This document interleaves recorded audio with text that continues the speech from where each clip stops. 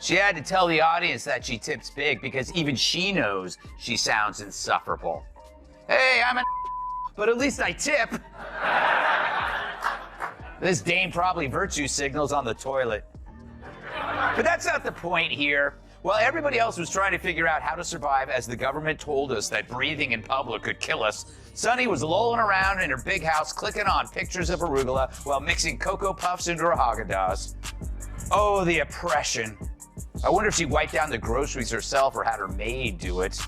They get so much hate watching and hate watching viral clips of them saying ridiculous things. I mean, it is a rabies infested hen house.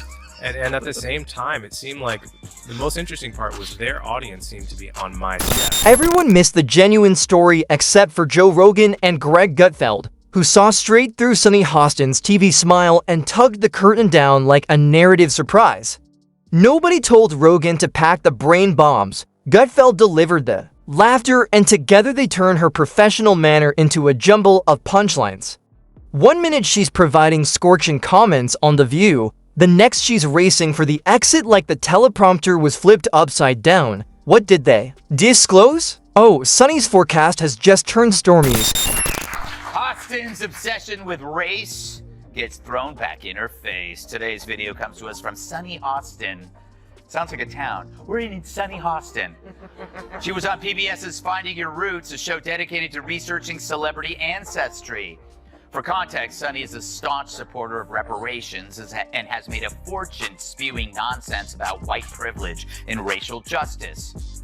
Well, turns out she's not as oppressed as she claims she is.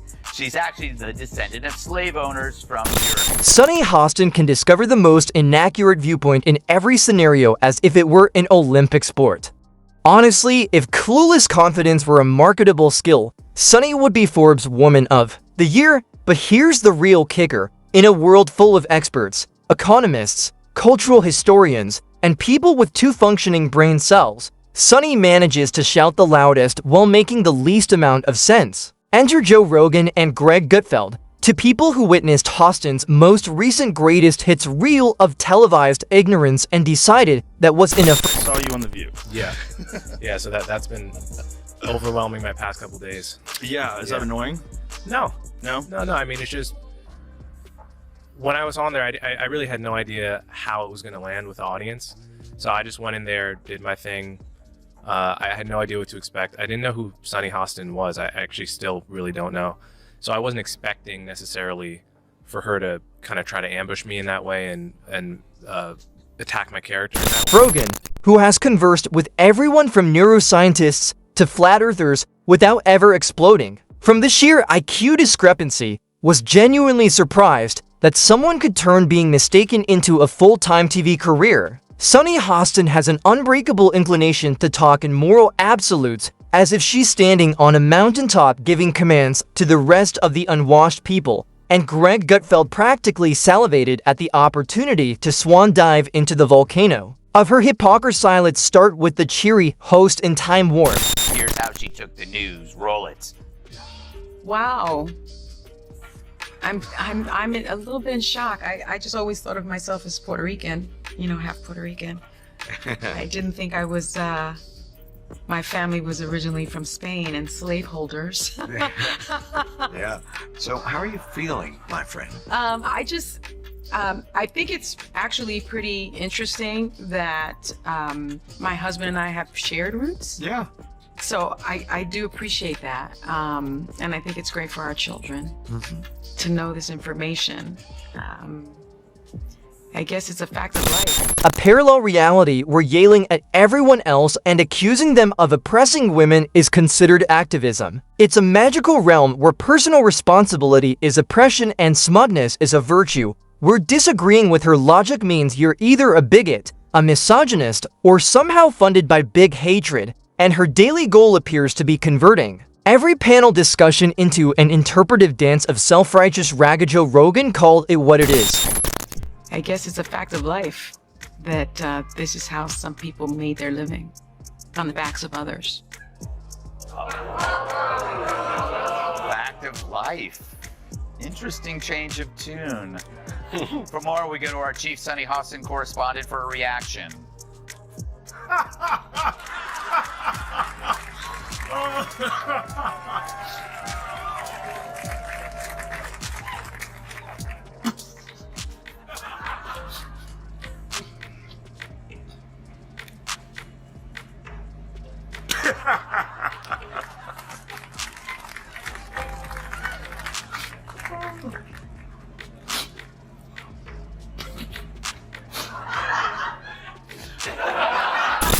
Weaponized narcissism disguised as woke analysis. Here's a lady who attempted to portray middle-class Americans as secret oppressors on live national television. She behaves as if dining at Applebee's is a hate crime. She once said that rural Americans shouldn't vote unless they could say bourgeoisie. Without choking on sarcasm, Rogan didn't need to do much. He just held up the mirror, and Sunny recoiled like it was a Saponogreg Gutfeld. The problem with that show is that show has this very specific ideological bubble in which they operate in. You know, and they always bring on a token conservative woman and they yell over her and silence her. And, you know, they did that with Meghan McCain, and they did that with what is that other blonde woman from Survivor? Do you remember her, Jamie? She was always yelling. I mean, it's just, it's a bizarre show. On the other hand, came with more than just a mirror. He brought a megaphone, a spotlight, and a sarcastic bulldozer. Watching him detangle her contradictions was like watching someone slowly peel an onion only to discover it is entirely made up of repeated Twitter threads and fury. Her political critique is as complicated as a child learning about taxes, noisy, muddled, and disastrously off base. Greg didn't need to roast her. She almost set herself on fire and entered a wine tunnel of reality, aside from branding her own. Colleagues dangerous radicals for recommending simple common sense. One of Sunny's more humorous actions has been proclaiming herself a voice for the voiceless while hogging space on one of the most major daytime television programs. It's difficult to express your ideas when you're legally bound to do so 5 days a week before noon. Rogan shook his head like a disgruntled parent watching his kid microwave metal while doing one of his famous slow burn takedowns. He did not need theatrics. He just remarked on how someone could live in a seaside property and fly private while seeming to be oppressed. If victimization were a timeshare, Sunny would be a platinum-grade member with beachside guilt accessible. It's a very strange show, but it's fun to watch. It's just fun to watch them. It's good entertainment. Yeah. Undoubtedly. Well, they're just, you know, it's interesting because I think Sunny is very intelligent, but she's ideologically captured. Right. You know, it's sort of, I think the other ones, there's a couple of the other ones, don't have to name any names, are just very dull-minded. But I think Sunny's not one of them. I think she's smart, but captured. Sure, I think she came into it with an agenda. Of course. You know. They do everything with an agenda. Yeah. You know. Greg Gutfeld, on the other hand, did a whole surgical deconstruction of her reasoning, if you can call it that. He laid out the greatest hits of Hostin's unintentional comedy with painful precision, such as when she suggested that certain opinions should not be platformed while simultaneously using her platform to scream that into the void, which is equivalent to arguing against junk food while holding a cheeseburger in each hand. Greg did not hold back. He gave her the full roast treatment. Brisket style, slow and sizzling, Sunny's worldview, if you can call it that, is like a broken GPS that keeps leading you to the cliffs of crazy. Everything is a problem, everyone is a risk, and she is always the solution, despite earlier claiming that basic arithmetic was flawed since it did not account for real-world events. Yes, you heard it correctly, she tried to cancel arithmetic. When someone reminded him of that gem, he almost choked up with laughter. According to him, if feelings are now math, to plus to equals my truth, then gravity should apologize.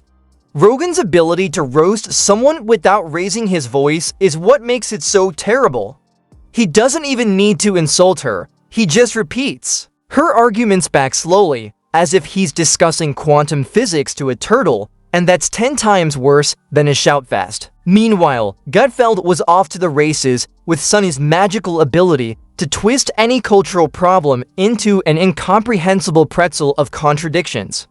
She can take a topic about school meals and find a way to dodge. Greg compared it to watching someone tried to scatter a bomb with a mixer. It's chaotic, loud, and everyone Sunny Hostin often lectures America. Oh, I'm gonna milk this till the end of time. You're right. Anytime she says something stupid, I'm gonna go, slave owner! Exactly, because if she is shaming descendants of this, will she continue to do that when she is now one of them?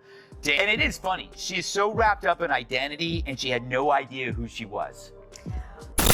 About injustice while casually mentioning her vacation home, the Ivy League degree, claiming she's just like us from her boat with a custom oat milk latte in hand. Greg Gutfeld turned this into a Broadway joke, calling it the privileged prophet, a sunny tale, and joked that claiming moral supremacy next to Joy Behar is like being the designated driver in a demolition derby. Rogan compared her to a tumbler, fortune cookie vague, self-righteous, and blind to nuance. Gutfeld roasted her for criticizing disinformation while spreading her own, likening it to playing a kazoo in a symphony. Rogan noted she's claimed people who disagree with her don't understand the lived black experience, despite him having interviewed more black intellectuals than she has. Her unjustified moral superiority, he said, is so massive NASA could probably track it. Greg summed it up. Sunny doesn't want equality, she wants to make the rules, change them, and call everyone else racist. Rogan compared arguing with her to teaching a cat to juggle pointless and painful. Every pushback is violence. Every sarcastic joke is problematic. Gutfeld said she's like a fire alarm that only sounds when someone uses logic. Rogan quipped that if Sunny had her way, podcasts would be banned, books would need sensitivity footnotes, and every dinner conversation would require a fact-checker. Gutfeld capped it off, calling her brand of thinking the intellectual equivalent of eating crayons and blaming the menu in what universe does someone suppose they can debunk science by tweeting about their feelings? Sunny does, and if you dare to ask for a source, she will accuse you of tone policing while destroying your reputation. Gutfeld suggested that her next novel should be titled Gaslight, the memoir with a preface written in full capital letters. Rogan's final roast boiled down to one damning observation. Sunny isn't having conversations, she's holding ideological hostages. Disagree and you're evil, question and you're cancelled, laugh and you're labeled a threat to democracy. It's a sterile environment that even bacteria would find offensive. Sunny Hostin's television legacy will be defined not by her eloquence or insight, but by the sheer volume of inadvertent laughter she created while striving to seem profound. Joe Rogan and Greg Gutfeld just pulled up the mirror, and it turns out the emperor wasn't dressed. She was just wrapped in righteous fury, believing that no one would see the hypocrisy underneath the hemline. They didn't just trash Sunny Hostin, they audited her worldview, exposed the bouncing checks of logic, reclaimed her moral high ground, and left behind only a pile of sound bites drenched in contradictions, all while laughing because sometimes the only way to deal with absurdity is to mock it into submission. For those keeping score at home, that's the podcast mix. 1 Fox News mug, 0 rebuttals, and his sunny disposition completely transformed to shades who'll complain about the tone and then answer with the emotional equivalent of a sledgehammer. Wrapped in smugness, Gutfeld claims that she is the only one who can make sunshine seem condescending, like a sneer disguised as praise. Sunny Hostin's ideas do not fall under criticism. Rather, they disappear with inspection. Their takedown was not personal, but structural. They demolished her intellectual framework piece by piece. When someone bases their reputation only on indignation and slogans, a little wind of plain reason may send the whole edifice crumbling down. Rogan and Gutfeld killed her without using anger or rage. Instead, they used a much more powerful weapon, clarity, Sunny's fiercest defense. So what do you think? Drop your thoughts in the comments section below. And if you don't want to miss out on the hottest celebrity news, make sure to subscribe to Daily Finder.